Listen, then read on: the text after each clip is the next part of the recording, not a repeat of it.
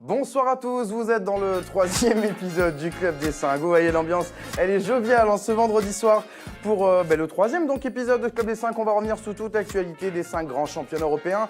Ce soir, on va parler de Ligue 1 puisqu'il y a le match Rennes-Bordeaux qui vient de se terminer avec la victoire des Rennais 1-0 contre les Girondins. On reviendra également sur le très gros programme qui nous attend ce week-end et notamment demain avec notamment la rencontre entre Dortmund et le Bayern. Et on parlera également de PSG Angers, du Barça. Mais avant ça, ce soir, pour m'entourer durant cette émission, ils sont titulaires pour la 3e fois d'affilée tous les deux. Bonsoir Walid Acharchour et Bilal Achourtani. Bonsoir Sam. Comment allez-vous là, le bon Est-ce qu'on doit le dire en même temps? Est-ce qu'on doit se... Tu vois? Non, mais... On va se faire des passes. Il n'y a pas de turnover. Il y a une petite alchimie entre vous. En tout cas, il n'y a pas de turnover chez nous. Oui, voilà. On va en parler tout à c'est l'heure. ça, Mais... petit teasing, mais voilà, exactement. Chez nous, on reste... On a fait une grosse prépa, donc voilà. Quoi. On ne change pas un cheval qui gagne. J'ai vu le démarrage là un peu compliqué. Ouais, il y avait... Un peu excité. Vous m'avez... Voilà, il y a eu un peu de distraction avant l'antenne, mais c'est parce qu'on est content d'être là, bien sûr, pour passer une heure avec vous dans ce Club des 5. On va tout de suite voir le sommaire de cette émission. Avec Rennes-Bordeaux, ça vient de se terminer. Les Rennais s'imposent 1-0 contre les Girondins et confirment leur bonne passe. En revanche, pour l'adversaire, la chute continue. La Liga, 24 heures avant Barça-Séville, les Catalans sont solides leaders, mais il y a encore quelques doutes dans le 11 de départ. Et le Bayern qui affronte Dortmund, les courbes se sont inversées en championnat. Une rencontre déjà décisive pour les deux équipes. Et on rappelle bien sûr que vous pouvez nous suivre donc, sur la chaîne Le Club des 5 en direct ou en replay et surtout sur cette chaîne-là. Donc déjà abonnez-vous et devenez un de nos socios. Et puis tentez de gagner votre FIFA 18 avec nous et une manette en or en participant tout simplement au jeu. Il suffit d'aller sur la page Facebook du podcast, vous commentez et on fera un tirage au sort. Mercredi prochain, on donnera le gagnant et peut-être que vous repartirez avec ce FIFA 18 où vous pouvez, on a dit hier, affronter Walid, mais surtout Bilal. Et pour bien connaître les deux, pour bien connaître les deux à FIFA, à mon avis, ce sera un plus gros morceau, on va dire. Oh purée. Mais à chaque fois, j'aurais jamais osé. Non, mais tous les soirs, tu me mets un tacle. Bah oui, alors que je reste sur 5 victoires. Et 5 victoires à quoi? Non, mais contre toi. C'était... Surtout que tu prends Bordeaux. Et... Wow. Oui, mais c'est vrai que je prends Bordeaux et à l'image de ce soir, ils ont perdu. D'ailleurs, on commence avec la Ligue 1 et justement... avec les Girondins qui se sont donc inclinés ce soir au Roison Park face à Rennes. Victoire 1-0 donc des Rennais sur un but contre son camp de Jérémy Toulalan dans le premier quart d'heure. Pour Rennes, on voit d'ailleurs à l'écran les stats de ce match pour voir que c'était assez quand même équilibré, mais que finalement les Rennais ont fait un très gros premier quart d'heure dans lequel ils ont marqué. Ensuite, il y a eu une belle gestion. C'est la 4e victoire consécutive, messieurs, toutes compétitions confondues, de Rennes depuis ce fameux faux départ du tandem Ruello-Gourcuff. D'ailleurs, René Ruello, ça vient de tomber, vient de démissionner. Donc lui, il est parti. Gourcuff est toujours là. Et on a l'impression qu'il a repris l'équipe en main, Walid. Il a repris l'équipe en main, mais sur le jeu, j'ai l'impression que, encore une fois, moi je le dis depuis le début de saison, je le pense depuis le début de saison, il y a vraiment eu un recrutement assez intéressant à Rennes avec des joueurs qui ont le profil Christian Gourcuff, avec un ADN très très spécifique. Je pense à Kazri, je pense à Bourigeaud, même Ismail Assar, même s'il il est blessé et qu'il a des qualités de vitesse. Il y avait vraiment un recrutement intéressant. Sur ce soir, on l'a vu dans l'utilisation du ballon, dans ce que fait les joueurs sur le côté. C'est très intéressant face à une équipe de Bordeaux, on le dira plus tard, qui est en méforme et qui est sur une pente descendante. Mais la question, ça va être, est-ce que Gourcuff va suivre René Ruello? On sait que les deux étaient très très proches et que le jour de l'imbroglio, la hiérarchie est... il était question que les deux... Oui, normalement, c'était un tandem qui devait partir. Donc, et on parlait d'un... C'est ça la question, c'est est-ce que Gourcuff va prolonger? Est-ce que le duo Galtier va arriver? Galtier a été annoncé à ce moment-là. Gourcuff, lui, il est toujours là, donc depuis 4 matchs, il semble avoir trouvé la formule. Il a battu Lille, notamment, il y a 15 jours. Là, il a battu Bordeaux. Finalement, Bilal, on se dit que cette équipe de Rennes, qui est assez quand même prometteuse sur le papier, mais ça fait des années, elle est en train on va pas dire de grandir et de devenir un grand dans le championnat de France, mais en tout cas, elle s'améliore et ça peut être enfin intéressant cette saison. Mais le souci, c'est qu'il peut avoir un effet pervers à tout ça. Parce que quand on a eu l'annonce, tout le monde a été un peu surpris, un peu choqué aussi de voir autant de remaniements dans l'organigramme rennais. Mais derrière, il y a tout souvent un effet électrochoc quand on a ce genre d'annonce. C'est-à-dire que l'équipe se met aussi quelque part, parce que je pense que Christian Gourcuff, dans tous les clubs où il est passé, il a fait progresser des joueurs, il entretient souvent de très bonnes relations avec son effectif. Je pense qu'il y a eu aussi cet effet de solidarité envers l'entraîneur. Il y a eu ces relations-là et Gourcuff en bénéficie souvent. Je rappelle qu'avant d'entraîner le Stade Rennais, il entraînait l'équipe d'Algérie. Et pareil, quand il était sur le départ, l'équipe d'Algérie enchaînait les victoires à plus de 7 buts d'écart. Il y avait cette cohésion autour de l'entraîneur. Pour prolonger ce que disait Walid par rapport au style Gourcuff, ce que je trouve intéressant, c'est que c'est souvent un entraîneur qu'on réduit à un 4-4-2, alors qu'en réalité, son plan de jeu est beaucoup plus modulable et beaucoup plus varié que ce que le 4-4-2 peut laisser entendre. C'est un entraîneur qui a un plan tactique qui est vraiment évolué. C'est peut-être un des meilleurs tacticiens du championnat. Donc c'est de bon augure, mais ça peut être pervers. Si dans 2 journées, Gourcuff s'en va, il est derrière le recrutement de plein de joueurs. Il a amené. Tout est remis en question. Tout est remis en question. Alors les places de titulaires pour certains joueurs ne seront plus acquises. Quel entraîneur derrière, quelle suite derrière. Je sais que des noms. Tu nous parlais tout à l'heure de certains Christophe noms. Galtier, mais attention Walid, attention Bilal. Est-ce que ce serait pas aussi un départ un petit peu comme l'adversaire du soir à la trio, c'est-à-dire il part après une défaite. Est-ce que forcément ce sera Olivier Létang qui va reprendre, c'est peut-être la suite, quelqu'un d'autre qui va reprendre. Est-ce que c'est est-ce que c'est peut-être une passation de pouvoir en douceur au sein du club pour garder Gourcuff? Ça, je pense que la lecture de cette démission, c'est vous avez voulu me faire un coup dans le dos. Je remets un peu le club à flot et derrière je pars. Moi c'est la lecture que je fais. L'équipe d'Algérie, c'est la même chose. Non, mais je parle plutôt de René Ruello dans un premier temps. Parce qu'on sait pas encore. Est-ce que c'est pour protéger Gourcuff aussi un petit peu? Je sais pas, mais moi la lecture que je fais de cette démission là, c'est celle-là. Après, moi je trouve que encore une fois sur le début de saison, on voyait déjà les prémices de ce qu'on a vu ce soir. Rappelez-vous, ils ont eu clairement un manque de réussite. Rappelez-vous du match contre Toulouse où ils gagnent 2-1, ils prennent un rouge. Je crois que c'est Ben Sebaini ou Niagnon qui avait pris un rouge, ils perdent 3-2 à la fin. Le match contre Saint-Etienne aussi, où ils mènent 1-0, ils mènent 2-1 et derrière ça fait... Il y a le match contre Dijon, où ils mènent 2-0 à la maison. Exactement, il y a eu clairement un manque de réussite et un manque de maîtrise des fins de match. Mais moi, sincèrement, je ne comprendrais pas pourquoi Saint-Cernin, le président de Rennes, change de tout au tout. Parce que de passer de Gourcuff à Galtier, il y a quand même un choc, quoi. C'est deux visions du football différentes. Et comme l'a dit Bilal, avec le recrutement, on repart sur de nouvelles bases. Il y a quelque chose aussi qu'il faut rappeler aux socios pour conclure un peu sur ce qui se passe à Rennes depuis quelques années. C'est quand même aussi des gestions de coachs qui sont très, très compliquées. On se rappelle de l'épisode Montagnier, on se rappelle de Courbis après qui avait d'abord rejoint le club comme ambassadeur, puis ensuite a pris la place de Montagnier dans des conditions qui ont été un peu discutables et un peu discutées par la presse. Encore une fois, il y a une démission qui se fait de manière fracassante. Donc est-ce que le club est géré de la meilleure des manières? Il y a beaucoup de questions qui se posent. Ça, malheureusement, Bilal, on a notre réponse depuis des années. Rennes, c'est un des clubs c'est peut-être le club le plus riche de France. Et c'est pourtant le club qui a les performances parmi, entre guillemets, les gros du championnat. Ceux qui sont considérés comme les gros, c'est celui qui a les performances les plus mauvaises depuis les 10 dernières saisons. T'es un peu dur. Antonetti, tu termines 4e. Ils n'arrivaient pas à passer ce cap de l'Europe, mais ils ont quand même fait des bonnes places. Si tu prends le gros chapeau en Ligue 1, c'est-à-dire avec, on va dire, en enlevant bien sûr Paris et Monaco, mais avec Lyon, Saint-Etienne, Bordeaux, Marseille, Lille, Rennes. Rennes, c'est l'équipe sur les dernières années qui... Sur les dernières, mais pas sur les 10 dernières. Sur les 10 dernières, sur les 10 dernières. Sur les 10 dernières, c'est quoi le meilleur résultat de Rennes? C'est 4e place. Oui, mais ils ont enchaîné 2-3 bons résultats, des 4e, des 5e places. Rappelez-vous des débats qu'on avait. Mais ils devraient avoir des ambitions, en tout cas, ils ont les moyens d'avoir des ambitions plus élevées. Ça, c'est autre chose. C'est plutôt décevant, plus décevant. Bien sûr, que mauvais. Bon, je vous l'accorde, mais bon, ça reste quand même une mauvaise performance pour les Rennais, même si ce soir, on le rappelle, ils passent à la 10e place du classement, première fois de la saison qu'ils sont dans le top 10, et ça va mieux. En revanche, pour l'adversaire du soir, c'est beaucoup plus compliqué.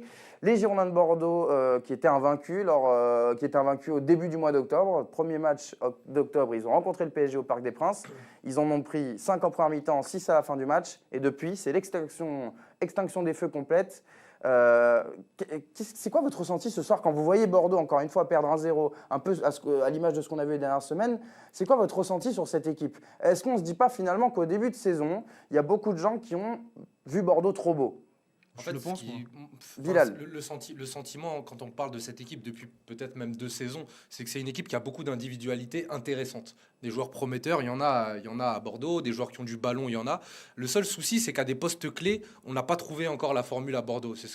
C'est notamment le cas pour moi du poste de numéro 9. Bien sûr. On a installé personne en fait en numéro 9 parce que Mendy pour l'instant est peu décisif. On essaye la solution de Préville comme on a essayé la solution de la Borde en début de saison qui là est blessé. De Préville en pointe, c'est beaucoup plus compliqué et puis son arrivée a été très tardive. C'est pas son poste. Et le souci derrière tout ça, c'est qu'on a un Bordeaux qui peut être intéressant dans le jeu, notamment avec Otavio, notamment avec Malcolm. Mais c'est une équipe qui n'est pas assez tueuse, qui n'est pas assez tranchante, qui produit du jeu mais qui ne gagne pas ses matchs. Ça a été le cas lors de la dernière journée contre Amiens. Donc il y a vraiment un souci qui se pose en termes d'efficacité, je pense, dans cet effectif bordelais. Et puis le club est trop dépendant de Malcolm. Bien sûr. Mais C'est le souci, Walid. Il y a deux choses à retirer de cette mauvaise passe. Elle arrive après le match contre le Paris Saint-Germain. Elle dure. C'est-à-dire, Oui. on s'est dit, la mauvaise passe, elle pouvait durer le match d'Amiens et Monaco, les 2 matchs d'après. Là, ça fait beaucoup. Oui, ça fait Amiens, Monaco, et puis il y avait eu le match contre Nantes, où entre-temps. ils font Nantes, un ils font partout, match nul. ils étaient menés. Je pense qu'il y a un gros manque d'efficacité.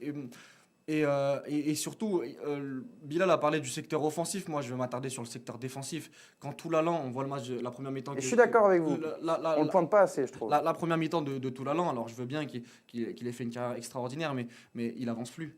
Malheureusement, il avance plus, que ce soit au milieu de terrain, on l'avait vu la saison dernière, et depuis qu'il a reculé, c'est la même chose. Quand je vois qu'un joueur comme Paul Bays est à Malaga, chez le 20e, et qui Gourvenec n'en a pas voulu. Hein, aller s'engouffrer là-bas alors qu'il hein. était libre et qu'il proposait un salaire entre 70 et 80 000 euros par mois. Je trouve ça très dommage parce que c'est un enfant du club, si j'ai bien Bien sûr, j'ai bien mais la compris. politique de Gourvenec, justement, c'est de ne faire revenir aucun ancien du club, comme bah, Trébonias ou Diabaté, c'est qui ont pu c'est être peut-être proposés. c'est une erreur. Et quand on voit Toulalan, je pense qu'avec un Paul Bays, tu stabilises ta défense. Les latéraux sont plutôt intéressants depuis le début de saison, même si ils sont encore irréguliers. Ils ont pas le niveau, on va dire top 3, top 4 en Ligue 1. Mais c'est une équipe qui produit du jeu, mais en termes d'efficacité dans les deux surfaces, sur les derniers matchs, c'est pas bon. Et j'aimerais m'attarder un peu sur Gourvenec et sa communication. Je la trouve un peu... Tu parlais tout à l'heure en ouverture de débat du fait que les supporters bordelais ou les observateurs les voyaient trop beaux. Moi, je trouve que Gourvenec, dans sa communication avant ou après le match contre le Paris Saint-Germain, il visait déjà le top 3, le top 4, le top 5, alors qu'on sait très bien Il a cédé un peu à la tentation et aux louanges qu'on lui faisait. Alors qu'on sait très bien qu'en Ligue 1, ça va très vite. Une série positive, ça t'emmène en haut. Une série négative, ça t'emmène en bas. Bon, j'apprends rien. Le souci, Walid, c'est le souci. Allez, c'est Bilal, que pour conclure. Je pense que sur sa première saison, en tout cas au niveau de la communication, on lui a beaucoup reproché d'être un peu trop timoré, d'être un peu trop fade, un peu trop peu assumé dans le jeu. Et c'est ce qu'on a reproché à Bordeaux, parce que faut savoir que cette équipe l'an dernier, elle a quand même un recrutement qui est super intéressant niveau qualité, niveau offensif. Cette année, ça à part le départ de Roland et Ménès qui est un peu déçu, on a quand même conservé les joueurs forts. Malcolm, on l'a conservé alors qu'il était courtisé par tout le monde. Et là, c'est dommage. Offensivement, dans les renforts offensifs de la saison dernière, il y a Jérémy Ménès, il y a Jérémy Ménès, Gaëtan Laborde qui revient. Voilà. Ouais, donc il n'y a pas grand-chose. Et Camano, le point positif, c'est qu'on a gardé les joueurs de talent, que ce soit Camano et Malcolm, c'est des joueurs qui étaient courtisés. Le problème de Malcolm, c'est que dès le mercato de janvier, on va avoir des propositions qui vont arriver sur la table. Au mois de juin, si le projet de jeu n'est pas séduisant, il partira au mois de juin, ça c'est déjà assez. Non mais qu'il soit séduisant ou pas. Hein, le souci, c'est qu'il n'est pas accompagné. Bordeaux est trop dépendant. Et tu le disais tout à l'heure, Bordeaux n'est efficace que sur coup de pied arrêté. Donc c'est un gros souci. Oui, et d'ailleurs, la série elle pourrait se continuer, ça pourrait être vraiment une série noire, parce que le prochain match des Girondins, messieurs, c'est à la maison contre l'Olympique de Marseille. Et on sait qu'il y a un enjeu particulier pour les supporters des Girondins qui nous regardent. C'est toujours des matchs chiants, ça, les Bordeaux-Marseille. C'est vrai, et surtout parce que Bordeaux, et c'est justement ce que j'allais dire, fait tout pour ne pas perdre. Ça fait 40 ans qu'ils n'ont pas perdu. Il reste sur 2-1 partout, non ? Il reste sur 2-1 partout, exactement. Il y a eu le but de Romao, je crois, il y a 2 ans. Et surtout, il y avait le fameux 0-0, tu t'en souviens ? Il y a la fameuse, il y a le 0-0, il y a le 1 l'an dernier à la 38e journée. C'est souvent des matchs ennuyants, parce que justement, aucun Bordelais ne veut faire partie de l'équipe qui perdra contre l'OM. Vu comme c'est parti cette saison, ça pourrait mal se passer. Ouais, mais vu l'OM. Ok, l'OM, on en parlera demain. Hein. Je sais que. Elle a combien la cote du 0-0 Hier soir, on t'a écouté sur les critiques de l'OM. On a compris que c'était pas avec Constant Vicheret que vous n'étiez pas très sûr pour la saison. Allez, on passe au match demain qui a lieu à 17h. C'est Angers qui reçoit le Paris Saint-Germain. Le PSG qui va se déplacer d'ailleurs avec quelques absents. Il y aura notamment André Di Maria, Neymar, Marquinhos et Thiago Motta qui ne seront pas là. Est-ce qu'on doit s'attendre demain à un turnover d'Emery? Messieurs, vous l'avez pensé et vous nous avez composé 2 petites compositions d'équipe. On va en parler tout de suite.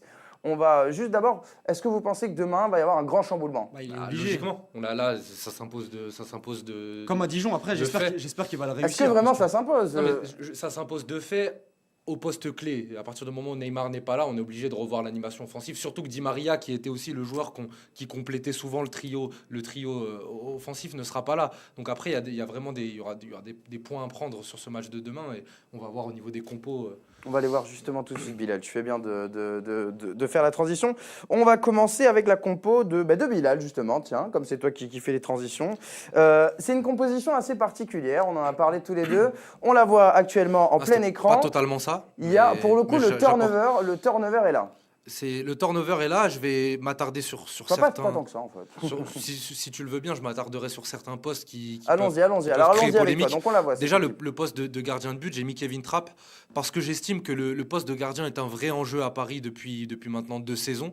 Areola est plutôt rassurant en ce début de saison, mais vu qu'on est sur un match où on peut tester des joueurs et où on peut redonner un peu de confiance et faire vivre une concurrence qui existe moins cette saison, j'ai opté pour Kevin Trapp. Après, c'est un choix totalement subjectif. Il n'a pas du tout joué cette saison, d'ailleurs. Si, il joue début de saison. Il a joué un peu en début de saison, mais c'est une concurrence qui est beaucoup moins stimulée que l'an dernier. Bien sûr. En défense, j'ai mis Levin Kurzawa parce que il reste sur une belle prestation contre Anderlecht, parce que aussi ce sera l'occasion de voir s'il confirme les certains points positifs qu'on a pu mentionner le concernant, notamment offensivement, mais ça va aussi être un test défensif pour savoir à quel point il peut rassurer Emery au niveau de la défense. Après, c'est une défense type, parce que Marquinhos n'est pas là avec qui peut. Voilà, mais la question aurait pu se poser parce que Berchiche, finalement, est l'auteur de très bonnes performances depuis quelques temps. Alors, au niveau du milieu de terrain, il y a une petite erreur parce que j'avais mis plutôt Lo Celso en sentinelle. Parce que on va être honnête avec tout le monde, Bilal, c'est ma faute cette erreur parce que je me suis dit, c'est pas grave, je te pardonne. J'ai vu la compo et on a eu avec Fares Hachem, le rédacteur en chef, un petit débat. Je lui ai dit non, je pense qu'il voulait mettre Rabiot. Non, je voulais mettre Lo Celso en sentinelle parce que sur les derniers matchs de Paris et notamment le match face à Nice, Lo Celso est entré en sentinelle, que je le trouvais assez intéressant à ce poste-là et puis surtout. Vu les absences, ça permettait à Rabiot et Verratti d'être dans leur poste de prédilection et de s'exprimer beaucoup mieux. Ensuite, Draxler en numéro 10, il faut savoir qu'il est en ballottage avec Pastore, mais que sur le 4-3-3, il a beaucoup été utilisé avec Verratti et Rabiot, donc il y a une relation dans l'animation offensive qui est installée, qui est intéressante, et puis cette formation donne beaucoup de liberté à Draxler offensivement, donc ça peut permettre aussi de le libérer. Et devant le tandem Mbappé-Cavani, je pense que ça peut être l'occasion de tester cela. Pourquoi ?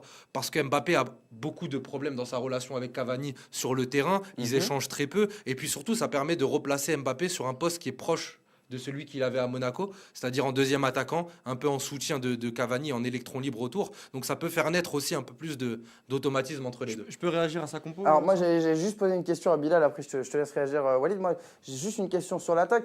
Est-ce que tu penses que c'est possible qu'Emery aligne cette attaque, surtout qui compte surtout sur le travail de Cavani, qui redescend beaucoup, qui revient chercher les ballons? Est-ce qu'avec Mbappé Après l'un n'empêche pas l'autre. Cavani, j'ai envie de dire, c'est un attaquant qui redescend et qui apporte défensivement, quel que soit la composition. Il le faisait quand il était sur un côté et que Zlatan était numéro 9. Il a continué de le faire quand il était seul en attaque et il continue de le faire avec 2 ailiers forts dans son équipe. Donc c'est une donne qui ne risque pas de changer. Après, est-ce qu'il la fera? J'en sais rien. C'est subjectif. Passe-lui un coup de fil. On sait jamais. On verra. Moi, je suis intégré. Je ferai un snap. Tu seras bien payé. Moi, j'ai été emballé par les arguments, notamment de Draxler tu lâches pouce bleu? Ouais, je pouce bleu, je like. J'étais emballé je suis emballé par par l'argumentaire sur Draxler et la relation Cavani-Mbappé. Maintenant, je suis pas d'accord sur Lo Celso. Lo Celso, c'est quoi? C'est sa première vraiment titularisation si Emery le met titulaire. Je préfère le mettre vraiment à son poste préférentiel pour pas qu'il se grille. Parce que si demain on le met... Pourquoi pas même en 10 Lo non, parce que, non, en milieu relayeur, ce sera très bien. Parce que si demain on le met milieu en sentinelle, pardon, et qu'il fait un mauvais match, qu'est-ce qu'on va retirer de Lo Celso? On va encore... Après, il a été bon. Oui, bien sûr, il a été bon, mais sur des rentrées. Sur des rentrées, sur 10 minutes, sur des fins de match où il y avait 3-0 à Nice, etc. Je préfère vraiment le mettre... Est-ce que tu penses pas, Walid, que quand Emery le fait rentrer en sentinelle, c'est aussi qu'il a une idée aussi par rapport à son positionnement? C'est sûrement ça. Mais il l'a aussi fait rentrer à Lyon dans un poste plus avancé. Et je pense qu'il peut jouer les deux postes, mais je préfère vraiment qu'il mette Lo Celso là. Et après, c'est sur Trapp. Je pense que le défaut de Paris l'an dernier et le manque de confiance entre les deux, que ce soit Areola ou Trapp, on a souvent fustigé Emery. Areola, c'est peut-être la satisfaction de ses débuts de saison. Je trouve que le remettre sur le banc, t'envoies un signe négatif. Après, c'est difficile quand tu as deux gardiens sensiblement du même niveau. Oui, mais là, je pense qu'Areola a pris vraiment une longueur d'avance. Surtout que là, on a une trêve internationale derrière, donc il a peut-être pas forcément le besoin de souffler. Enfin voilà, bon après c'est... je suis pas fan du C'est un choix que je peux comprendre en revanche. Dire sur un match à Angers, faire jouer le deuxième gardien, je peux comprendre, mais je suis pas fan. Surtout que c'est pas un gardien faible, quoi. C'est un gardien qui a une longueur de retard sur Areola, mais il a quand même un standing, entre guillemets. On se doute que toi, tu as mis Areola, Walid, dans ton équipe. Alors, on va la voir. Ce serait bizarre. Je sors de la salle. Le gars est schizo, quoi. Allez, on va se voir la compo. La compo de Walid, ça change un petit 4-2-3-1. Je te laisse la décrypter.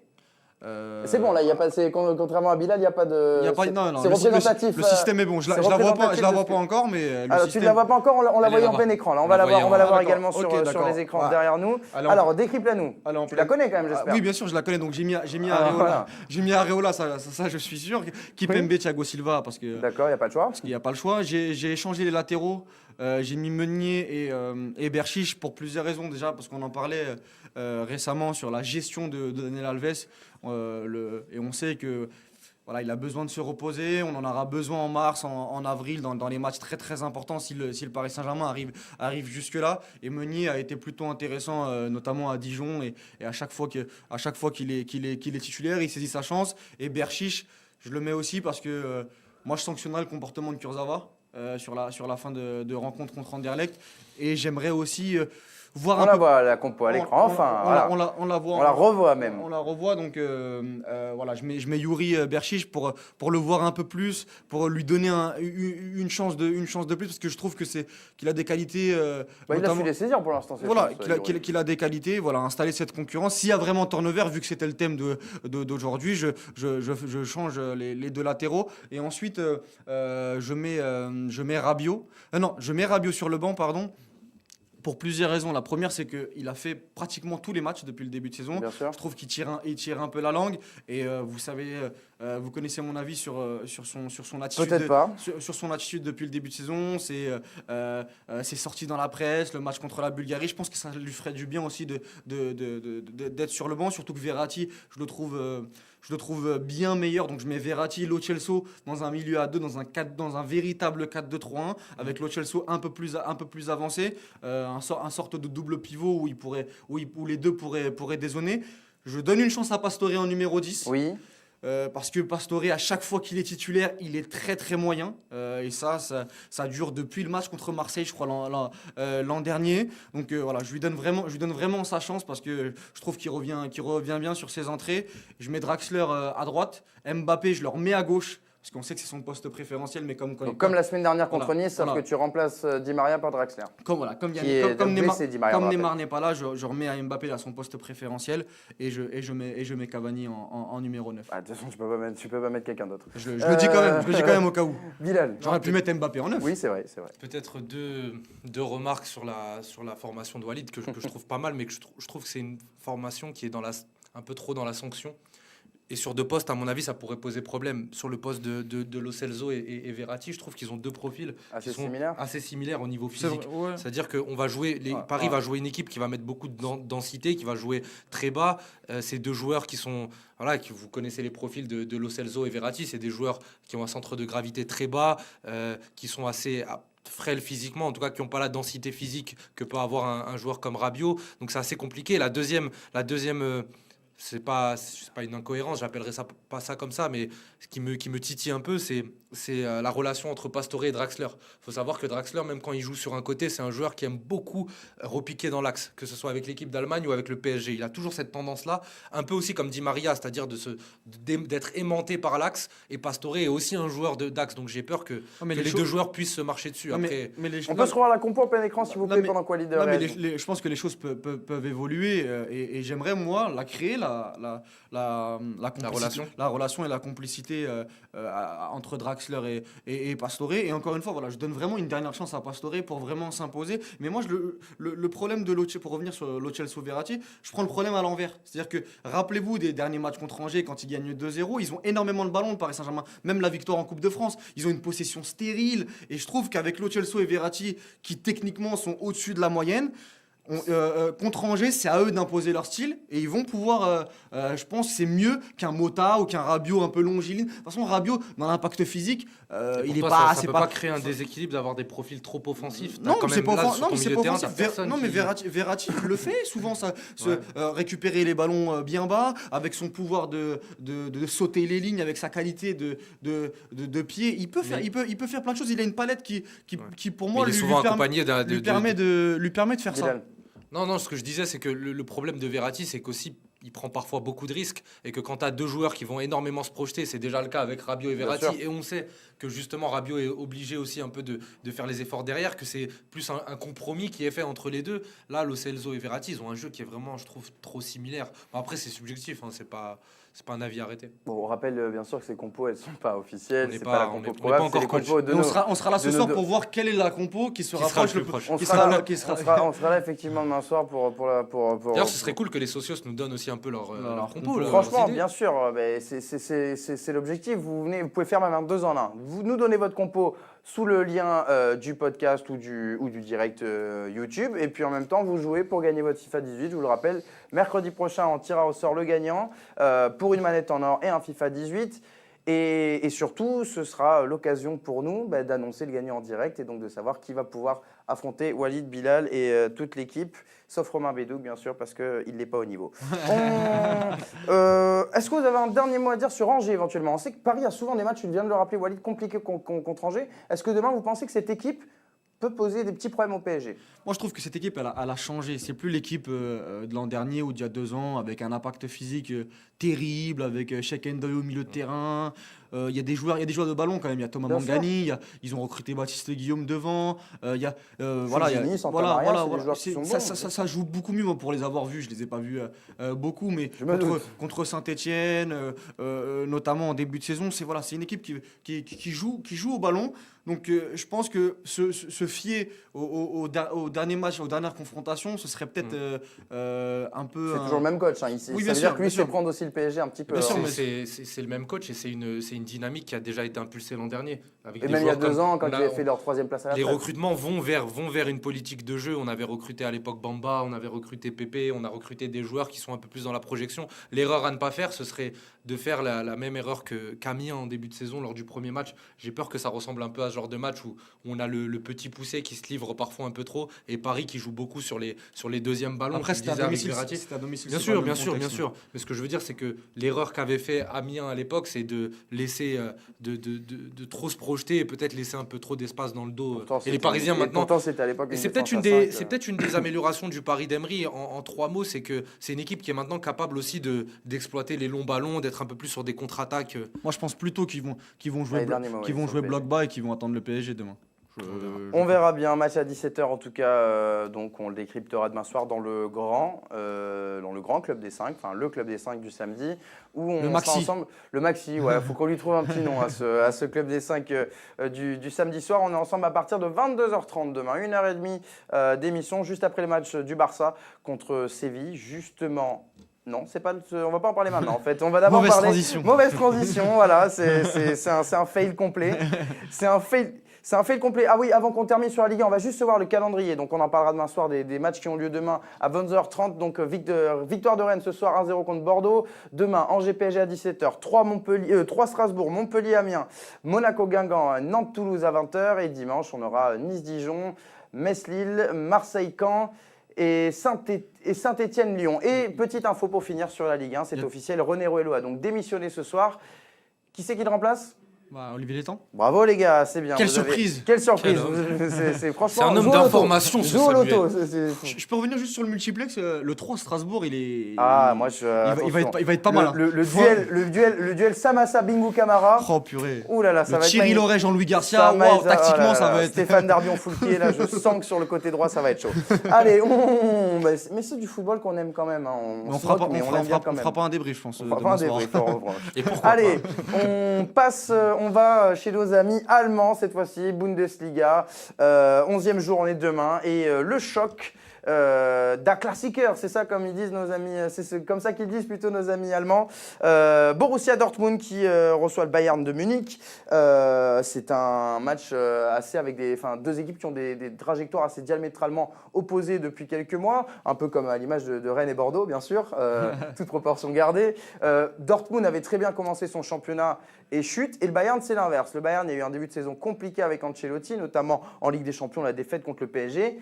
Heinkens a succédé à Ancelotti, puis à Willy Sagnol après le match nul contre le Hertha Berlin. Depuis ces 6 matchs, 6 victoires. Toutes compétitions confondues. Toutes compétitions confondues, bien sûr. Il y a eu la double confrontation contre le Celtic en Ligue des Champions. C'est les Heinkens, un petit peu, qui, on se rappelle, avaient quitté le club sur une Ligue des Champions en 2013. Bilal, est-ce que pour toi, ce Bayern de Munich-là, rayonne un peu plus depuis l'arrivée d'Heinkens, ou c'est vraiment juste l'électrochoc qui permet aussi à ces joueurs de gagner les matchs qu'ils ne gagnaient pas avant? Je pense qu'il y a des facteurs qui font que le Bayern rayonne plus avec cette arrivée, avec l'arrivée d'Heinkens, tout simplement parce que la relation entre Ancelotti et ses joueurs devenait complètement exécrable. On avait atteint un point de non-retour, notamment entre Robben, qui était un cadre de l'équipe, et Ancelotti. Il faut savoir qui a joué les 6 matchs. Il faut savoir qu'Ancelotti, la plus grande limite d'Ancelotti, on l'a souvent dit lors de nos discussions, c'est que c'est un entraîneur qui a eu du mal à se positionner après Guardiola. On a eu un Bayern Munich sur les dernières années qui a beaucoup évolué, qui a beaucoup changé dans le jeu, où on a aussi des joueurs qui se retrouvent un peu en fin de cycle. Je pense notamment à Robben et à Ribéry. Et là, on revient vers une formation qui est beaucoup plus classique. Après, le souci au Bayern, c'est aussi la profondeur de banc. Quand on voit qu'un joueur comme Coman est titulaire, c'est très bien. Mais derrière, est-ce qu'il y a une réelle concurrence qui est stimulée autour de lui? Parce qu'il y a Rames qui des fois joue à ce poste. Est-ce qu'il y a une concurrence autour de lui qui est stimulée? Est-ce que c'est un joueur qui va devenir un cadre de l'équipe?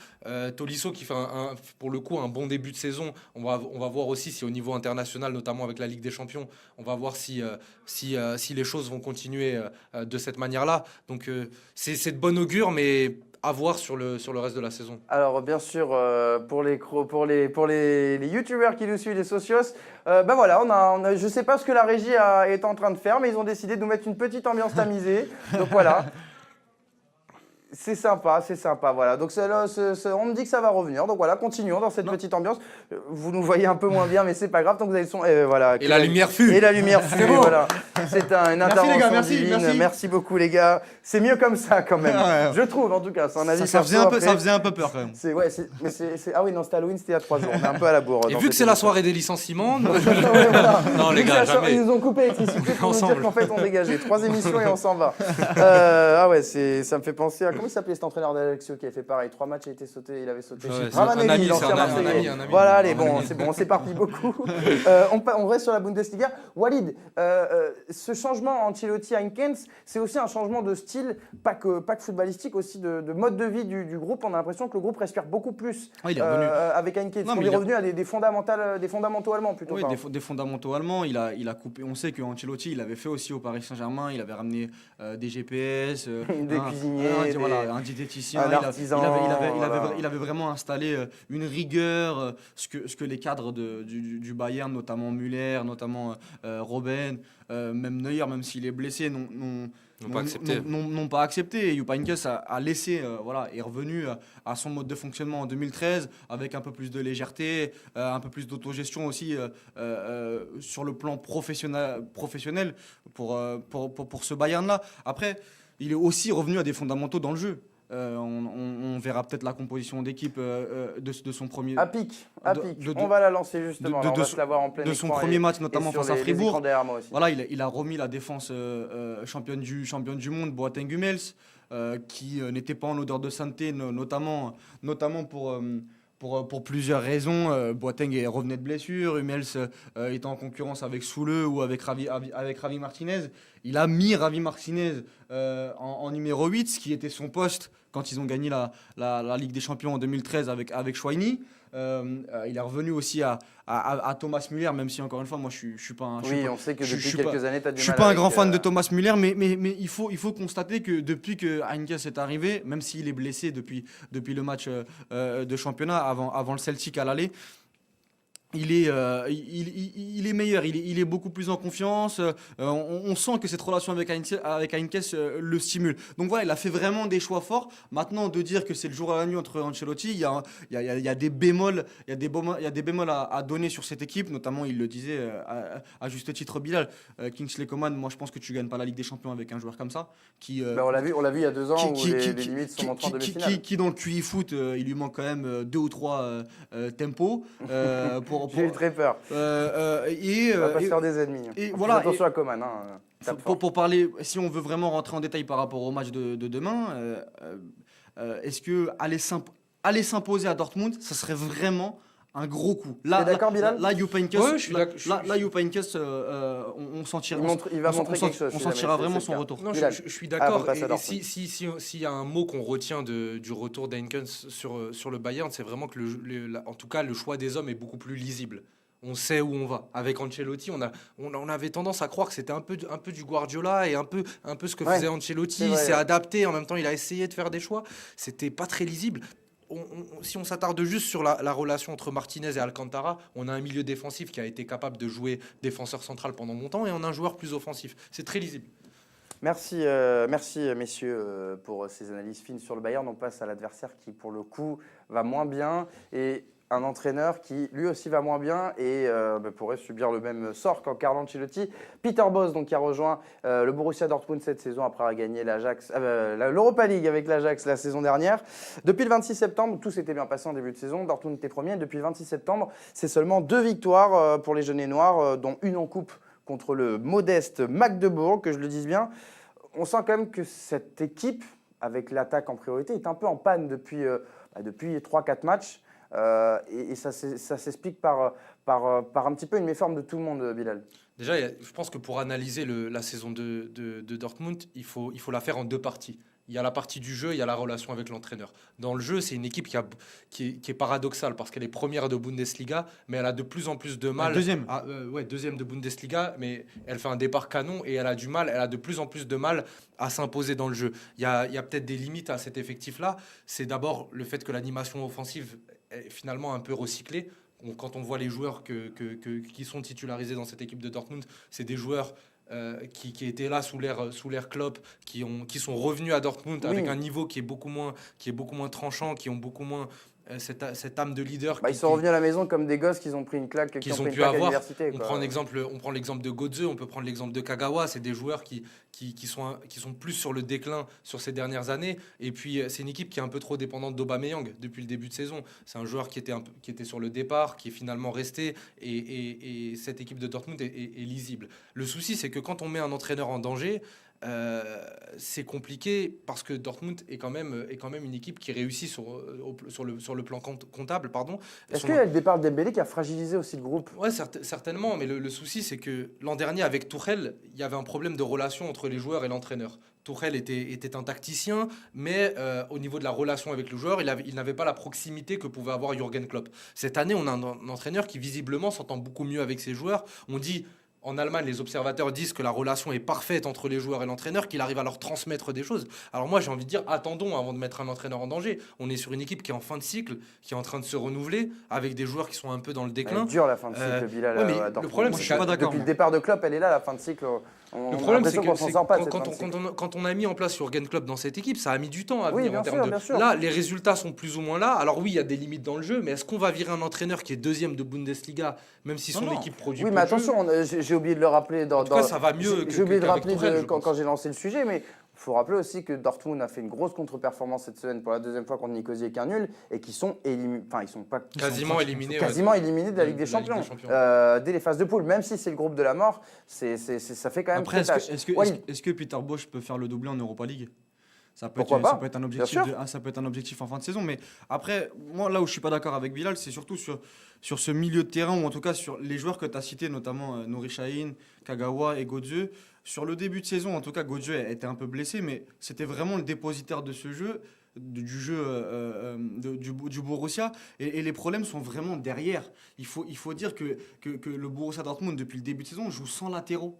Ou en tout cas sans ses latéraux titulaires. Oui, avec à gauche le jeune français Zagadou. Et voilà, et avec Guerrero a eu une longue blessure et il vient de revenir. Schmelzer a été longtemps blessé, il vient de revenir, mais il a toujours pas retrouvé son niveau. Piszczek, il a fait le début de saison, mais il s'est blessé après le match contre Leipzig. Et ça. Puis c'est la défense centrale qui est depuis 3 voilà. saisons. Et le gardien, excusez-moi, moi je suis désolé. Non, c'est pas le pire. Moi je trouve que Roman Moi, je suis Bürki, désolé, c'est un mais gardien qui ne rassure pas sa défense non plus. La charnière centrale, Bartra, Socratis ou Toprak, Socratis, c'est pas vraiment la plus rassurante. Mais Ah non, le bien pire, sûr, et le mais pire, c'est que. Mais encore, voilà, ça, y a rien de sûr non, mais dans encore ce- ça va dans ce- sur le début de cet saison, que aspect ce soit défensif de Bartra ou Bartra Socratis. Rappelez-vous que les 6 premiers matchs, ils prennent pas de but en Bundesliga. Mais le problème, c'est qu'à partir de ce moment-là, Peter Bosz a été contraint à faire des choix sur les latéraux. Sur les 2 derniers matchs, on voit Bartra arrière gauche. Alors déjà que Oui, on sait que déjà. alors déjà qu'en défense centrale, c'est un défenseur assez bisounours qui est dans la relance, il a un peu le mauvais côté de Varane, mauvaise époque, ce qu'on lui reprochait. Et à gauche, à droite, c'est soit Zagadou, soit Tolian qui n'a pas encore le niveau du standing du Borussia. Donc moi, par contre, au milieu de terrain, je trouve qu'il y avait vraiment des choses très très intéressantes. Götze revenait à son meilleur niveau. Kagawa, dès qu'il rentre, il apporte quelque chose. Le but qu'il met, notamment. Mais c'est pas des joueurs réguliers, à Walid. Augsbourg. Oui, mais non. Mais le problème, c'est qu'il a tellement une concurrence au milieu de terrain. Il a quand même des joueurs de qualité. Bien Que sûr. ce soit Julian Weigl qui a été blessé, mais qui est bien revenu. Que ce soit Nuri Sahin, que ce soit Götze, Kagawa. Il y a Le problème, Mohamed Daoud qui est arrivé de Gladbach. Il a vraiment des joueurs de qualité. Même devant. Tu parlais de Dembélé pour terminer. Tu parlais de Dembélé. On a Ça, Philippe qui est intéressant. Philippe Oui, est intéressant. Philippe qui est Pulisic intéressant. est en train de prendre une. Le problème, Walid. Allez, Bilal pour conclure sur Dortmund. Le problème de cette équipe-là et des joueurs que tu as cités, il y en a deux. Il y a l'inexpérience d'un côté. Je pense notamment à des joueurs comme Pulisic ou à des joueurs comme Philippe. Et de l'autre, il y a aussi le côté irrégulier qu'ont des joueurs comme Götze, Sahin. Et on l'a vu dans les grands matchs. Et sur les dernières saisons, on le voit lors des gros matchs que c'est des joueurs Ah, mais c'est qui sont censés être des c'est tauliers, défensivement. qui sont censés avoir des trucs. Et sur l'aspect défensif, je te rejoins. Mais ce qu'on explique, c'est qu'il y a une fin de cycle. Et est-ce que l'entraîneur Non, en est responsable? Je pense pas que ce soit une fin de cycle. C'est peut-être même pour terminer, ça me très rapidement. Oui, parce que j'avais dit Bilal conclut. ouais, On ne respecte pas l'autorité dans Non, cette mais émission. non, mais parce que c'est intéressant. Carton Moi, jaune. je pense que c'est même le début de quelque chose. Parce que sincèrement, quand on reprend le match contre Francfort où il gagne 2-0 à la 70e, ça, mais on en avait parlé Bien parce sûr, que tu l'avais bien sûr. vu. C'était il y a 2 C'est semaines. l'un des seuls matchs de Bundesliga que tu as vu cette saison. Oh, le- Non, Oui, je rigole. oui, en Je fait. rigole, mais tu mènes 2-0 à la 70e, tu fais vraiment un gros match et t'es complètement, on va dire, lâché par ta défense. En 3 minutes, En plus. 3 minutes. C'est-à-dire que les latéraux, Bartra, chacun fait une erreur individuelle. Donc je pense Ah, mais c'est vraiment. quoi la solution? Je pense que défensivement, quand ils vont vraiment récupérer tout le monde,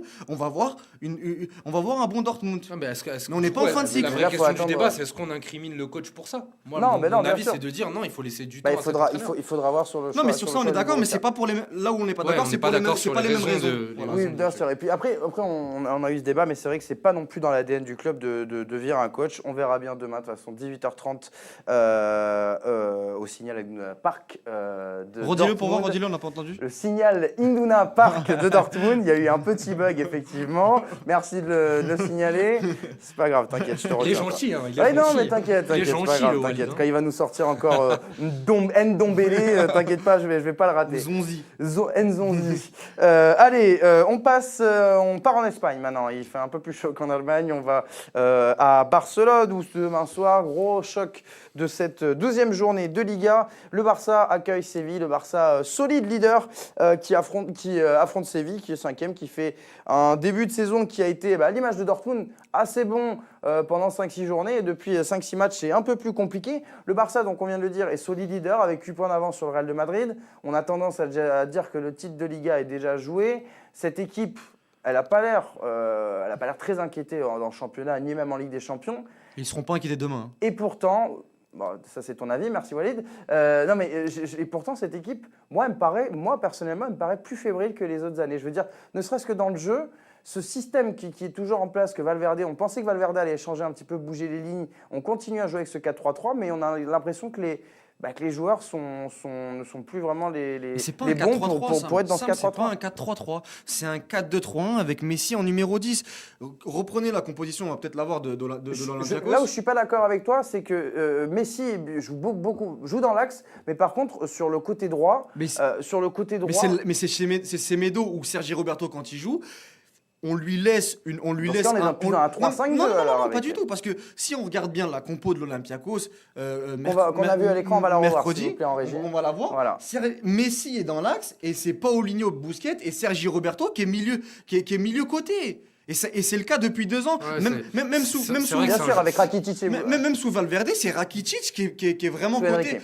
Sous Enrique, pardon. C'est Rakitic qui est sur le côté. Messi est vraiment dans une zone de dézonage, mais vraiment axe. Donc non, c'est pas un 4-3-3. Je pense que sur ce système-là, on se trompe. En fait, Bilal. je suis d'accord globalement avec Walid. Même l'an dernier, on voyait que Messi était beaucoup plus proche de Neymar sur le terrain. Et ça laissait d'ailleurs un côté droit à Sergi Roberto qui était souvent très fébrile et très discuté. La réalité du FC Barcelone cette saison, j'ai pas l'impression que ce soit une histoire de système. Pardon. J'ai l'impression que c'est une histoire aussi de choix des hommes sur qui on va compter toute la saison. Moi, j'ai l'impression qu'il y a un milieu de terrain au FC Barcelone qui est en pleine révolution. L'an dernier, on était sur du Busquets, Rakitic et Iniesta. Qui est plus proche de la fin que du début. Là, est-ce qu'on va compter sur Sergi Roberto et à quel niveau on va l'avoir toute la saison? On sait que le gros avantage, c'est que cette année, tu l'as dit, il a un poste de prédilection.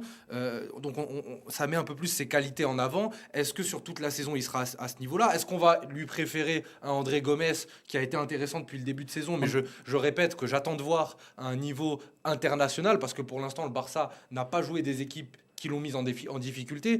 Devant, au niveau de l'animation offensive, il y a des vraies questions aussi qui vont se poser sur le choix des hommes, encore une fois. J'ai l'impression que c'est plus un choix des hommes. Deulofeu, est-ce que on compte plus sur du Denis Suarez, qui est aussi un joueur qu'on a très peu utilisé l'an dernier? Il y a une vraie lutte entre les deux depuis la blessure de Dembélé. Non, mais aujourd'hui, je vais te répondre. Moi, la hiérarchie, elle est bien établie. Deulofeu, il est blessé.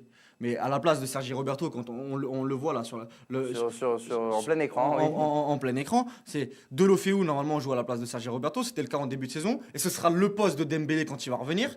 Et à côté, on a le côté gauche, on a André Gomes ou Denis Suarez qui vont. Mais Walid, c'est une vraie question parce que si tu fais. Non, mais la hiérarchie, elle est là. Non, mais d'accord. Mais ce que je veux dire, c'est que surtout, projetons-nous sur toute la saison. Ouais. Pour l'instant, on a une équipe de l'instant. Sur toute la saison, quand on va faire jouer Deulofeu à la place de Sergi Roberto, il y a une vraie question d'équilibre qui va se poser. Tu l'as dit, c'est un système qui est en 4-4-2. Donc Messi va beaucoup dézonner. Et moi, je suis persuadé que Deulofeu est plus un profil offensif que Sergi Roberto, qui est un peu un numéro 8 et qui peut jouer entre les lignes. Donc quel FC Mais du coup, Bilal, donc du coup, toi, tu le verrais en quel système plutôt ce Barça? Il a dit que c'était pas une affaire de système pour lui, c'est une affaire d'homme. Est-ce qu'on va assumer de jouer avec d'alignement aussi? Je veux dire, on sait par exemple. Est-ce qu'on va donner les clés du jeu? Il y a un vrai débat et on en parlait un peu. On a eu l'occasion d'en parler un peu récemment. Est-ce qu'on va avoir une équipe du FC Barcelone qui va jouer pour Lionel Messi? Et dans ce cas-là, c'est le cas depuis le début de saison. La compo du début de saison et l'effectif du début de saison va dans ce sens-là avec des joueurs qu'on attend aussi sur les grosses confrontations? Ou est-ce qu'on va aussi donner les clés à d'autres joueurs qui seront beaucoup plus offensifs? Et Deulofeu, pour moi, est une vraie question. Non, encore une fois, le leader d'attaque, c'est Messi, ça restera Messi. Et le leader de l'équipe, mais bien sûr. Et le recrutement a été fait pour ça. Ouais, mais Maintenant, Walid, avec maintenant- avec le retour de Dembélé, Mais avec Dembélé, ce sera un- Deulofeu, mais est-ce Dembélé, que ce sera un l'équipe soldat. va se mettre au service de Dembélé va revenir en mais Dembélé est Dembélé- programmé pour janvier. Mais Dembélé, il peut coûter 500 millions d'euros, ça restera un soldat bien de sûr. ça restera un soldat de Messi. Attends, mais Walid, Moi, je Walid, sais ce pas ce débat- que vous appelez débat, soldat, il les gars. Est-ce existe que c'est même pas. quelqu'un qui va pourvoir Messi en ballon et qui va aller à l'encontre de son style de jeu? Dembélé, c'est un style particulier. Mais C'est un joueur percutant. Mais- C'est un joueur qui est pas dans la combinaison. Il n'était pas à Dortmund. Je suis pas d'accord. Non, Rappelle-toi non, les il a quelques été au matchs que Barça. Dembélé a fait, notamment le match où il se blesse, arrête a fait. Dembélé, Mais même contre la Juve. Dembélé se mettait au service de Messi. On le voit contre la Juve. Quand il gagne C'est contre la 3-0. Juve qu'il offre la passe décisive à Suarez. On le voit tout de suite. Il s'était vraiment déjà mis. Mais à l'image de Neymar, c'est pour ça que c'est ce que je voulais dire. Si Neymar n'a pas réussi à prendre la place de leader de l'équipe à Messi, je pense pas que ce sera Non, mais Dembélé Sam, qui le Sam, fera. pour répondre à Bilal, parce que c'est intéressant sur le côté, Walid. il faut de l'équilibre à cette équipe et lui, il pose la question, il n'est pas encore sûr du rendement individuel. Pour l'instant, on n'en sait rien. Moi, sur ce que je vois, en tout cas, je vois des joueurs en progression et je vois surtout le joueur phare au top de son niveau. Et ça me réconforte dans l'idée que le Barça va être là cette saison. Encore une fois, tant que ce Barça-là joue pour Messi et tant que Messi est bon, tout ira bien. Surtout qu'encore une fois, pour terminer, il y a Paulinho. On parle pas de J'allais vous parler des Paulinho. recrues. En termes d'équilibre, tant que tu as Paulinho et Busquets, parce que Paulinho, à chaque fois qu'il rentre ou qu'il est titulaire, il abat un boulot monstrueux à la récupération ou dans la projection. Tant que tu as ce type de joueur-là, tu peux avoir les 4 devant. Pour moi, t'as aucun problème. Et on en parlait avec Lyon hier. On va pas mettre Fekir et Messi dans la même phrase parce que ce serait un blasphème. Mais c'est à peu près. Je sais pas si tu comprends le raisonnement, mais c'est à peu près la même chose. Je suis d'accord, mais ça prouve deux choses. Ça prouve que déjà, c'est un choix des hommes. Et moi, je te dis, la limite, c'est vraiment de savoir si les hommes qui vont entourer Messi seront du même niveau pendant toute la saison et surtout quand les adversaires vont monter en gamme. Parce que tu dis, on verra au Classico. L'an dernier, quand Messi était moins bon, ou les années précédentes, on avait aussi Suarez qui était capable de planter ses buts. On avait un Neymar qui était capable d'avoir le niveau international que peut avoir un Messi. Ouais, mais on parle de niveau galactique. Que peut-être des joueurs comme Paulinho ou comme Gomez ont très peu eu pendant toute une saison. Mais le problème, c'est juste des interrogations. Bilal, le problème, c'est qu'on les a jamais eus. Ensemble au top de leur niveau. Voilà, depuis 2014. Oui, mais le problème, c'est qu'on a toujours compté sur des joueurs extraterrestres autres que Messi. Là, on les a plus. Donc, à voir ce que ça va donner. Oui, mais après, moi, j'allais vous poser une question sur le recrutement parce que justement, cette année au Barça, il n'y a pas de noms clinquants qui sont arrivés, même si Dembélé a coûté 150 millions. C'est un vrai défi. Dembélé, c'est encore un joueur qui a 2 ans en professionnel. Je veux dire, on n'a pas recruté de joueurs confirmés. Et pourtant, on a l'impression que toutes ces recrues-là, depuis le début de saison, bon, à part Dembélé, le pauvre, bien sûr, qui s'est blessé, mais elles apportent quelque chose. Paulinho en premier, qui a été la recrue la plus critiquée des 15 dernières années. J'ai fait partie des gens qui comprenaient pas du tout ce choix-là de mettre 50 millions sur Paulinho quand fallait limite en mettre 200 sur Coutinho. Enfin, limite, on aurait pu économiser un peu d'argent. Au final, non, il a vraiment changé un petit peu. C'est une vraie question. Et moi, je pense qu'il faut aussi tirer le chapeau en ce début de saison à Valverde. Oui. Parce qu'il y a une vraie politique qui a changé dans le recrutement du FC Barcelone. On le sait, c'est une équipe qui a moins d'argent, qui investit moins, et puis surtout qui est aussi arrivée. 150 millions sur Dembélé quand même. Oui, mais ils en ont mis 150 parce qu'ils en ont récupéré du transfert de Neymar. La clé, elle est là. Mais sur les dernières années, on a surtout un Barça qui a fait beaucoup d'erreurs de casting. Et ce qui est en train de réussir Valverde, c'est que sur des joueurs qu'on a jugés l'an dernier qui n'étaient pas au meilleur de leur niveau. Moi, je prends l'exemple d'André Gomes. C'est un joueur, quand il arrivait, il faut savoir que le Barça le chip au Real Madrid pendant le mercato, que c'est une arrivée qui est contestée parce qu'elle ne suit pas, entre guillemets, une logique de plan de jeu qui est définie. Et là, il est en train de faire de ces joueurs-là, il est en train de créer une alchimie, il est en train de créer quelque chose qui marche. Alors moi, je pense il faut saluer ces bons choix de Valverde. Il faut juste aussi attendre de voir ce que ça va donner sur toute la saison. Non, mais quand tu parles de recrutement clinquant, moi... C'est vrai que sur Paulinho, j'avais de gros doutes. Surtout qu'il était en Chine. J'avais de gros doutes sur son niveau, et même si avec le Brésil, il est bon depuis 2 ans, et surtout sur l'ADN Barça. Je suis agréablement surpris, et il faut le dire. Maintenant, sur le recrutement clinquant, j'étais persuadé d'une chose, c'est que si le Barça allait prendre un joueur comme Coutinho, comme Dybala, comme Mahrez, ou je sais pas, il y avait une shortlist de 4 ou 5 joueurs. Pour moi, c'était une mauvaise idée. C'est la même que la saison d'avant, d'ailleurs. Pour moi, c'était une mauvaise idée parce que Bilal, tu parles de nouvelles politiques. Jusqu'au dernier moment, ils veulent faire Coutinho pour 160 millions.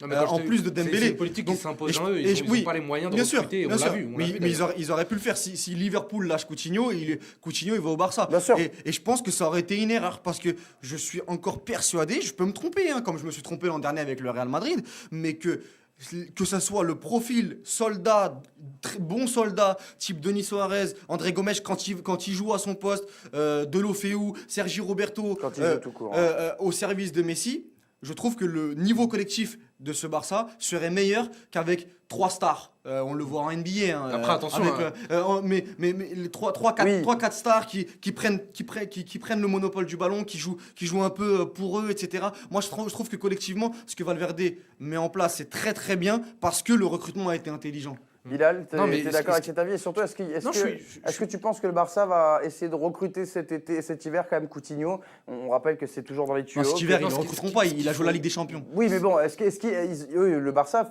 est prêt à faire une offre de 200 millions? En tout cas, on parle. Il y a une réalité, c'est qu'on parle de l'arrivée d'un joueur offensif au FC Barcelone. Ce qu'il faut dire, c'est qu'il faut vraiment le préciser, le repréciser, c'est que sans le départ de Neymar, ces arrivées-là de non clinquants ne seraient pas sur la table. Tout simplement parce qu'il y a aussi une pression médiatique et le Barça a perdu aussi, hein, entre guillemets, la guerre du mercato contre le Paris Saint-Germain. Donc forcément, on attend un joueur de gros calibre autre que Dembélé qui est aussi une promesse et un fort potentiel. Derrière, moi, ce que je dis, c'est que le Barça jouer avec 3 joueurs stars, un peu comme le Real avec sa BBC, mais à l'époque où le Barça jouait pour Messi, il faut rappeler qu'on avait des joueurs comme Xavi, des Iniesta, des extraterrestres au milieu de terrain, des pourvoyeurs de ballons qui étaient capables sur toute une saison et tout un collectif de se mettre au service de Messi, mais avec une qualité technique impressionnante. Là, j'ai l'impression qu'on a des joueurs de devoir, mais est-ce que sur toute une saison, quand le niveau va s'élever, ils auront la qualité technique de débloquer un match? Ce qu'il faut dire, c'est que faut vraiment pas oublier cette période. Faut pas oublier la période où David Villa est capable de débloquer un match, où Pedro est capable de débloquer un match. Messi a joué avec des joueurs qui étaient capables au très très haut niveau je vais pas dire d'être l'équivalent de Messi, il y avait mais Xavi, d'être aussi Iniesta, cette équipe elle est d'être différente des sur ces deux hommes extraterrestres. aussi. Donc voilà, attendons de voir, mais pour l'instant c'est vrai qu'il y a des. Non, mais Je suis encore d'accord une fois, avec Walid, il y a des mais motifs de satisfaction. Non, Il faut les donner. Non, mais on peut Allez, pas. on conclut avec Walid, vraiment. Non, mais le débat il est fait, mais on peut pas se référer sans cesse. d'enthousiasme, hein. On peut pas se référer sans cesse au Barça, Xavi, Iniesta. Non, mais c'est un référentiel où Messi était le centre de l'équipe. Oui, d'accord, mais c'est intéressant de le remettre. Non, mais c'est plus le même Messi, c'est plus le même Barça. Et encore une fois, il y avait pas de joueurs comme Paulinho. Moi, ce que je trouve intéressant, c'est que déjà le Barça a une énorme longueur d'avance parce que 8 points, c'est 2 classicos perdus. C'est ça. Et avec Voilà. parce que C'est une double confrontation. non, parce qu'on va parler du match de demain, mais contre Séville, En ayant déjà joué pour le Barça, l'Atlético Madrid, donc. non, mais contre Voilà. Séville, t'es pas inquiet parce que Oui, sincèrement, Berizzo, l'entraîneur du FC Séville, fait un turnover depuis le début de saison énorme, que ce soit Ligue des Champions pour jouer sur les 2 tableaux, et ils ont perdu tous leurs matchs à l'extérieur contre les gros. À Valence, ils en prennent 4, contre Bilbao, ils perdent, à l'Atlético Madrid, ils prennent 2-0. Donc déjà, pour moi, demain, je vois. C'est déjà plié pour ça. Non, mais ils ne vont pas être C'est déjà inquiétés. plié, je veux dire, Donc ce déjà, sera une formalité pour le Barça, quoi. donc déjà, il va y avoir des joueurs, pour terminer, il va y avoir des joueurs dont Bilal trouve qu'il attend des réponses au haut niveau. Ils vont avoir des joueurs qui, déjà, en Liga, vont avoir une pression positive. Après, c'était déjà le cas l'an dernier. Ce qu'il faut rappeler, c'est que l'an dernier, le Barça, même quand il était Mais ils font pas un début de saison, un bon début de saison. En méfort, mais en interrogation, c'est un Barça qui est capable de battre le FC Séville de Sampaoli, qui était au top de sa forme. Ce qu'il faut quand même rappeler, et là où il faut mettre l'église aussi au centre du village, c'est que ce FC Barcelone, c'est une machine comptable. C'est une machine comptable. Que ça aille ou que ça aille pas, c'est une machine sur toutes les Non, mais saisons. l'an dernier, ils font pas un bon début de L'an saison. dernier, c'était plus compliqué, mais C'était c'est beaucoup plus compliqué. Cette année, Ils c'est sont vrai capables que de gagner contre cette année, voilà, entre guillemets, les semi-gros de Liga, même quand l'équipe même est quand en ça va méforme. pas forcément C'est ça. très très bien. La Liga, ce soir il y avait un match en ouverture de cette journée. Le Betis qui a accueilli Retafe, match nul, 2 buts partout, ils se sont fait peur un peu. Et ils l'ont arraché. Le Betis, ils sont allés arracher le Ouais. nul. Ils étaient menés 2-0. Ils étaient menés 2-0 bien sûr par Retafe. Sur un but de Boudebouz, je crois. Club de la banlieue de Madrid, but de Boudebouz. Ouais, Ah, ça, sur un j'étais but pas de au courant Boudebouz, pour du le droit, coup. du pied droit. Ça, j'étais pas au courant. Je crois que c'est le premier but de Riyad C'est Boudebouz ça, ouais, depuis c'est son ça. arrivée C'est ça. en Liga. Il y a plein d'anciens joueurs à Séville. On pense aussi à Issa Mandi par exemple. On en parlera peut-être plus tard dans la saison. Du FC Séville, en tout cas, on va Du parler Betis Séville. du Betis Séville et du FC Séville Oui. aussi, les deux. J'y ai les- pensé à cause des joueurs de Ligue 1. c'est Ouais. un peu Non, fait non, la mais c'est même- ça. Là-bas, je pense que le Séville. Il en cherchait un troisième, mais Jonas Martin est Non, mais à revenu, mon avis, il y a ça, plus ouais. de joueurs français à Séville qu'au Paris Saint-Germain, je pense. Au FC Séville. Ouais. Ouais, je pense. En tout cas, dans la ville Dans de le Séville on- dans avec le les deux on- clubs. dans le- ouais. On se fera une mort subite. C'est ça, on s'éparpille un peu. On en parlera à la Il compta. nous reste quelques temps d'émission, juste pour vous dire que demain, donc vous serez avec nous de 22h30 à minuit dans le Club des 5, le grand Club des 5 le samedi, où on a une journée très chargée. On vous donne déjà une petite partie du programme. On a déjà donc un Barça-Séville en Liga. On a également un Bayern-Dortmund, un Dortmund-Bayern plutôt en Bundesliga. Également un beau West Ham-Liverpool en Première Ligue à 18h30. Et puis, on a également de la Serie A. Match plus tranquille demain soir. La grosse affiche sera Genoa-Sampdoria de Gênes, le derby de Gênes. Pas sûr que ça vous passionne, messieurs. Si. Bon, on en parlera demain soir alors dans le Club des 5 jusqu'à minuit, donc demain soir. Et à partir de 22h30, soyez à l'heure. Vous pouvez également continuer jusqu'à mercredi prochain de tenter de gagner votre manette et votre jeu FIFA 18 en jouant, bien sûr. Vous allez sur la page Le Club des 5, la chaîne YouTube, vous commentez le podcast, le replay, vous mettez n'importe quel commentaire. On Nous, veut des fera un likes, tirage au on veut sort, des c'est pouces ça, on veut bleus, pouces, on veut likes, des retours, vous on veut des... partagez. De toute façon, c'est vous les socios du Club des 5. On ne peut vivre que grâce à vous et grâce à votre argent. C'est pour ça d'ailleurs qu'on va vous envoyer le RIB du Club des 5. Surtout le mien. Surtout celui de Walid. Ouais, il paraît que c'est toi le trésorier. Donc voilà, la manette, bien sûr, à gagner. Ça, on se fera un plaisir mercredi prochain d'annoncer le vainqueur. Les amis, c'est déjà la fin. C'est quoi l'équipe demain, l'équipe type? Non, il y a un turnover demain. Non, Tu fais le Emery non, ou non, quoi? moi je suis un peu comme Bielsa, c'est-à-dire que l'équipe. Tu devrais afficher les compos à l'écran. L'équipe, moi je l'annonce environ 45 minutes avant le match. On arrive tous en bus au non, stade. non, mais Bielsa fait pas ça. Bielsa fait ça une semaine à l'avance. Il fait Non, comme au t'es rugby. fou quoi, t'es fou. Bah si. Mais non, Bielsa, tu vois, il feinte. D'accord, ok. Tu crois que c'est comme là, ça mais... Là, toi, tu feintes là. Ouais, vraiment, beaucoup. Je vais pas feinter par contre pour les remercier toute l'équipe bien sûr de l'émission, le rédacteur en chef Fares Hachem, Vincent Roussel, Antoine Breton à l'édition, Vincent Fournier qui est excellent ce soir à la réalisation et bien sûr un remerciement spécial à Boris Ergotte et à notre ami Romain Bédou qui sera là demain soir parce que dans le grand Club des 5 on aura également un grand quiz. Et on verra comment ça se passe. J'espère pouvoir y participer. C'est pas moi qui décide si je suis éligible ou non, si je peux me qualifier pour la compétition. S'il y a un quiz, je suis là. On va demander aux socios. C'est les socios qui vont décider. Le dernier quart d'heure demain de l'émission, croyez-moi, il risque va y avoir du sang. Va y avoir du sang. Bonne soirée, à demain les socios. On se retrouve pour le Club des 5 samedi 22h30. Donc, ciao. Ciao.